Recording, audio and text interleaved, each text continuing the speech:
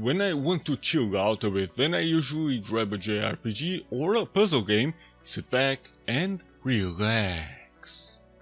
Well, at least until I hit some kind of wall where I have to try and fight hard to pass a specific point, which results in me getting stressed again. God damn it. Mercury Meltdown Remix is no different, so actually this is the second game of the Mercury franchise, which was also released on the PSP. The first game was PSP exclusive, but I never played that one. In here, you simply control a blob around in different stages and try to overcome various obstacles, which is actually quite a lot of fun. If you like puzzle games, that is, because if not, you will not care one bit about Mercury Meltdown Remix, which, well, is fine. So, controlling this little blob is quite fun and can be quite challenging for a few reasons. The stages themselves have all obstacles you can even think of. Parts that disappear under you, mechanisms that simply shove you away or even fry you. Play it upside down where the controls are reversed, all kinds of elevations, annoying blocks that always move forward and you have to block their path for them to change it because you want them to go over a specific area, stages that are really compact and you have to move the camera around, these pesky little shits that will eat you or even explode, and more. All stages are divided in laboratories, and each one has 16 stages. There is a 17th one if you cleared enough objectives. And while the first few labs are quite easy, the later labs will start to give you a damn good challenge. The last lab is a nightmare, because that's why you are here in the first place, right? To feel the pain. But considering the fact that you have almost, if not 200 stages total, the developers had to look at the blob and really think what kind of obstacles this little thing would be able to overcome. They really needed to get creative, and they certainly did. And this is what actually makes the game fun, is you trying to overcome a challenge and see what else the developers came up with. As you progress, everything gets crazier and crazier. In the later stages, sometimes you really need to think on how you could possibly clear the stage, and even then it will be a high-level challenge. But that's what makes the game quite addictive, at least for me. The blob itself has physics and you really need to keep that in mind.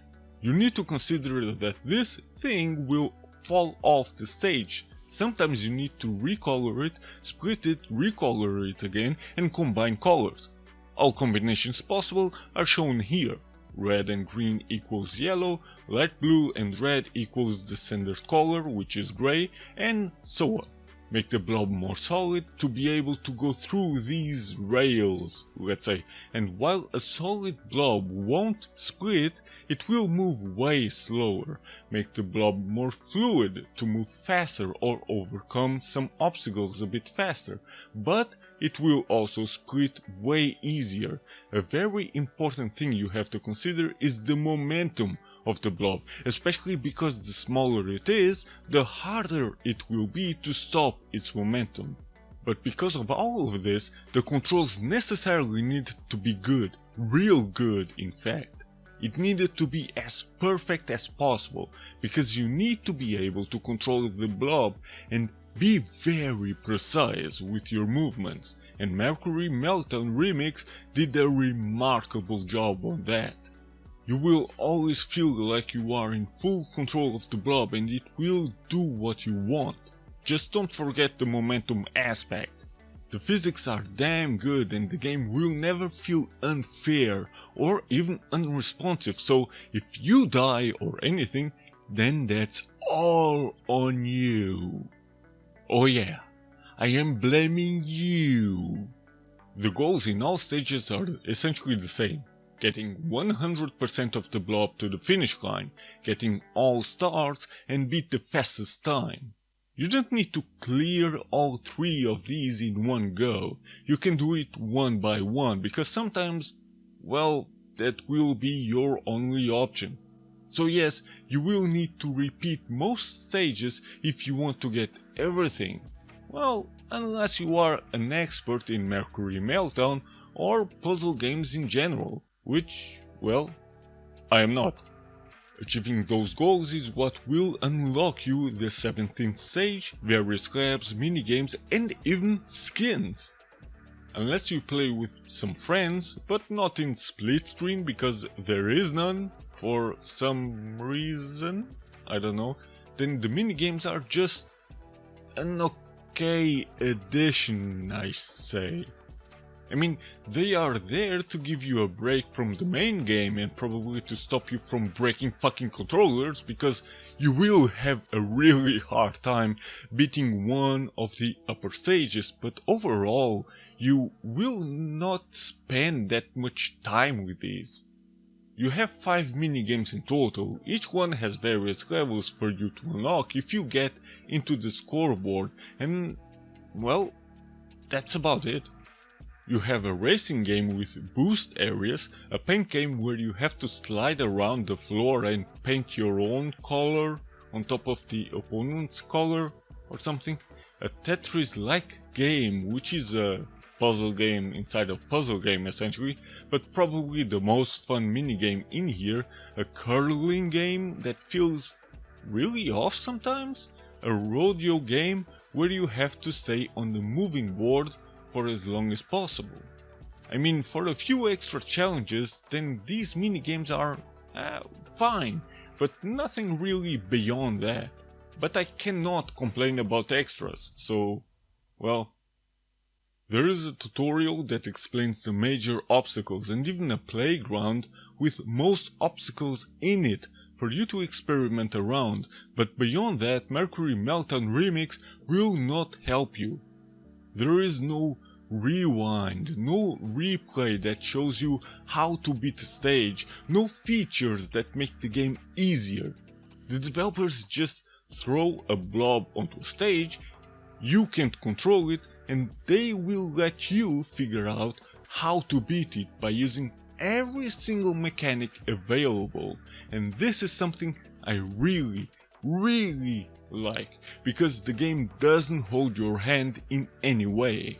Which is also why the later stages will be a challenge, because the game doesn't show you any kind of replay on how to beat them, and while figuring it out is easy, actually doing it is the hard part. One thing I don't really care for are the visuals, mainly because I've seen how the first game actually looks, even though I've never played it. Compared to the first game, Mercury Meltdown Remix went more for a cel-shaded look, and as a result all the shininess and polished look from the first game was completely thrown out the window for a more colorful and cartoonish look. I mean, I don't dislike it, but when looking at the first one, yeah, I prefer the original. The music will be a bit hard to notice at first because you will be more focused on the puzzle aspect of the game and to survive. But once you notice the background music, then there won't be any complaints, I assume. There is a high amount of different tracks that are good to listen to as background music, and there are more tracks than I actually initially thought, especially considering that most stages are just a few seconds long. So I have not played any other game of the franchise up until now, but considering all other puzzle games I've played, Mercury Meltdown Remix might be one of my favorites now. I like how this game is physics-based and takes those seriously. I like the variety in levels, inventiveness and challenge quite a lot. Yeah, trial and error will be the norm, and after a while it can get slightly monotonous for long periods of time. They should have added split screen for the minigames, because without it, those games will become dull very quickly. But overall, I was quite surprised. Maybe I will try the PSP version to see how it plays and looks, and then try the Wii version called Mercury Meltdown revolution to see how it plays with the Wiimote.